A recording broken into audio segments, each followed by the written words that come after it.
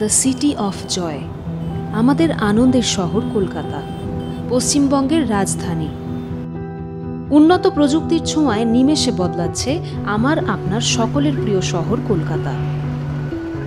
তবে কলকাতার মতো এত বৃহৎ একটি শহরের দেখাশোনা করা এবং এই শহরের নাগরিকদের মৌলিক পরিষেবা প্রদান করার দায়িত্বে আছে কলকাতা মিউনিসিপ্যাল কর্পোরেশন।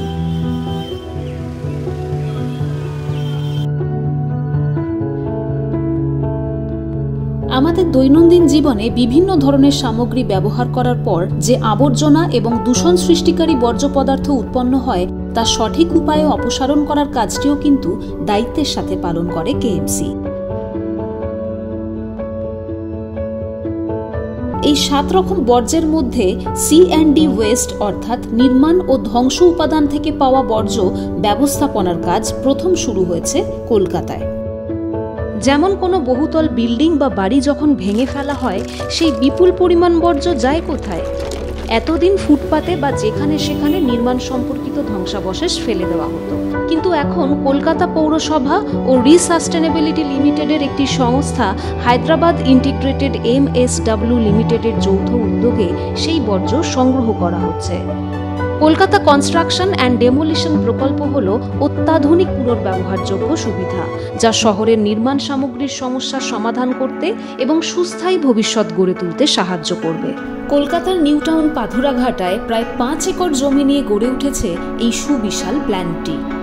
উন্নত যন্ত্রপাতি ও প্রতিদিন প্রায় 1600 টন নির্মাণ ও ধ্বংস সম্পর্কিত বর্জ্য পরিচালনা ও পুনর্ব্যবহার করার ক্ষমতা সহ এই প্রতিষ্ঠানটি পশ্চিমবঙ্গ এবং পূর্ব ভারতে সর্বপ্রথম। কলকাতা পৌরসভার নতুন 50টি গাড়ি দিয়ে সমস্ত বড় থেকে শহরের নির্মাণ ও ধ্বংস উপাদান সংগ্রহ ও পরিবহন করে নিউ টাউনের এই প্রক্রিয়াকরণ কেন্দ্রে নিয়ে আসে।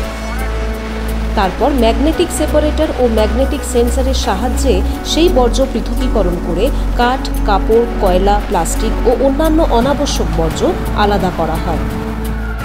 প্রক্রিয়াকরণ কেন্দ্রের অত্যাধুনিক বিভিন্ন যন্ত্রের সাহায্যে বর্জ্যগুলিকে ভাঙা হয়। এরপর এই অংশগুলি 3D স্ক্রিনের মাধ্যমে 10, 20 এবং 40 মিলিমিটার এগ্রিগেটে ভাগ হয়ে বেরিয়ে যায়। এছাড়া বিলো 4 mm এগ্রিগেটকে প্রেসার ফিল্টারেশন পদ্ধতি প্রয়োগ করে মোটা ও সূক্ষ্ম এই 2 ধরনের বালি তৈরি করা হয়। নির্মাণ ও ধ্বংস উপাদান থেকে পাওয়া এই 5 ধরনের সামগ্রী ইতিমধ্যেই রাস্তা তৈরির কাজে ব্যবহার করা হচ্ছে। এছাড়াও ল্যান্ডফিলিং এর কাজে ও গ্র্যানুলার সাববেস হিসেবে ব্যবহার করা হচ্ছে। বায়ু দূষণ নিয়ন্ত্রণ করতে ন্যাশনাল ক্লিন এয়ার প্রোগ্রামের বিভিন্ন কর্মসূচির মধ্যে অন্যতম হল নির্মাণ ও ধ্বংস সম্পর্কিত বর্জ্যের পুনর্ব্যবহার করা এবং এই কর্মসূচিকে আরও সঠিকভাবে এগিয়ে নিয়ে যাওয়ার এবং পর্যবেক্ষণ করার ক্ষেত্রে অগ্রণী ভূমিকা পালন করে পশ্চিমবঙ্গ দূষণ নিয়ন্ত্রণ পর্ষদ ও কলকাতা মিউনিসিপ্যাল কর্পোরেশন।